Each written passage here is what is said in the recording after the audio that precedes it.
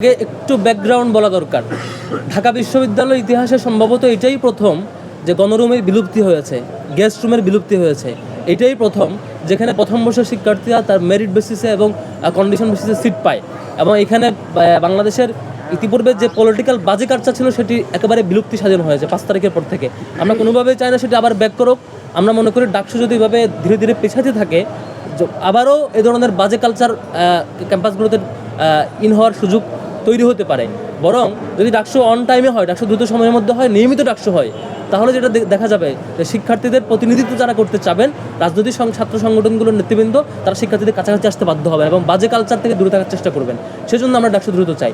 দ্বিতীয়ত যে সংস্কার সংক্রান্ত ইস্যু, সেটি আমরা যেটি চাই সেটা হচ্ছে আমাদের প্রস্তাবনা এবং আরও অনেক সংগঠন প্রস্তাব দিয়েছে। যৌক্তিক প্রস্তাবনাগুলোকে আমলে নিয়ে দ্রুত সিন্ডিকেট মিটিং কল করে এবং অথরিটির প্রয়োজনীয় মিটিংগুলো কল করে জানুয়ারির মধ্যে সংস্কার নিশ্চিত করা এবং জানুয়ারির মধ্যেই ডাকসুর পূর্ণাঙ্গ রুটম্যাপ ঘোষণা করা, যাতে করে আমরা বিশ্ববিদ্যালয় কর্তৃপক্ষ যেটি বলেছিলেন ফেব্রুয়ারির মধ্যে ইলেকশন, আমরা সেটি চাই যে ফেব্রুয়ারির মধ্যে ইলেকশন হলে অবশ্যই ভালো। যদি কোনো কারণে বিশ্ববিদ্যালয় কর্তৃপক্ষ আরও অতিরিক্ত সময় তাদের প্রয়োজন মনে করেন সেটি বাস্তবায়ন হয়, সেটি যৌক্তিক কারণ দর্শাবেন এবং আমাদেরকে রুটম্যাপ জানাবেন বলে আমরা দাবি করছি। এবং যত সময়ের মধ্যে ডাকসু হোক সেটাই চাই, যাতে করে কোনো ধরনের কোনো মাধ্যমে কোনো কারণে আমাদের হলগুলোতে আবার কোনো রাজনৈতিক বাজে কালচারের প্রবেশ বা অনুপ্রবেশ না ঘটে। অন্যান্য সংগঠনগুলোর বিরোধিতা থাকবে কিনা এই প্রশ্ন আসছে। সাধারণত ডাকসু একটি কম্পিটিটিভ জায়গা, সেখানে ছাত্র সংগঠনের মধ্যে কম্পিটিশন থাকবে, সেটিকে আমি প্রতিযোগিতা হিসেবে উল্লেখ করতে চাই। সেটি কোনো ধরনের দ্বন্দ্ব কিংবা এটাকে ক্লাস হিসাবে উত্থাপন করতে চায় না, সেটি আমাদের বৈচিত্র্য হিসাবে উত্থাপন করতে চায়। ডাকসু যখন নিয়মিত হবে, কোনো ছাত্র সংগঠন আগ বাড়িয়ে কোনো সংঘাতে জড়াবে না নিশ্চয়ই। কারণ যে ছাত্র সংগঠনটা আগ বাড়িয়ে সংঘাতে জড়াবে, সেই সংগঠনটির ব্যাপারে ছাত্ররা বিবেচনা করবে এই ছাত্র সংগঠনের মনোভাব কেমন এবং তাদেরকে আদৌ ভোট দেবে কিনা, নিশ্চয়ই সেটি ভাববে। সেজন্য আমরা আশা রাখছি অন্তত 5 আগস্ট পরবর্তী এই বাংলাদেশে আবার কোনো বাজে কালচার কিংবা সংঘাতের কালচার অন্তত ছাত্র রাজনীতিতে ঢুকবে না বলে আমরা আস্থা রাখছি, অন্তত ঢাকা বিশ্ববিদ্যালয়ের প্রেক্ষাপটে। আমাদের প্রাইমারি প্রিন্সিপাল ছিল শিক্ষার্থীদের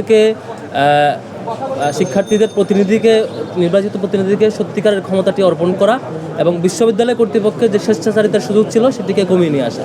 দ্বিতীয়ত, এখানে মুক্তিযুদ্ধ ইন্ডাস্ট্রির যে প্র্যাকটিস আওয়ামী লীগ শুরু করেছিল, সেটিকে মুক্তিযুদ্ধের সঠিক ইতিহাস চর্চার ধারা এবং গণতান্ত্রিক আন্দোলন সবগুলোকে একসাথে অ্যাকোমোডেট করবার চেষ্টাটুকু আমরা এখানে করেছি। প্রশ্নটি হচ্ছে ধর্ম সম্প্রীতি সম্পাদক একটি পদের প্রস্তাব দিয়েছি আমরা। সেটি হচ্ছে বিশ্ববিদ্যালয়ে common room, cafeteria, ready room বিভিন্ন বিষয়ে বিভিন্ন দায়িত্ব অর্পিত হয়েছে, কিন্তু ঢাকা বিশ্ববিদ্যালয়ে প্রত্যেকটা হলে ধর্মীয় উপাসনালয় আছে। জগন্নাথ হলে আমাদের অন্যান্য ধর্মাবলম্বী ভাইদের যে উপযোগী ধর্মীয় উপাসনা সেটি আছে।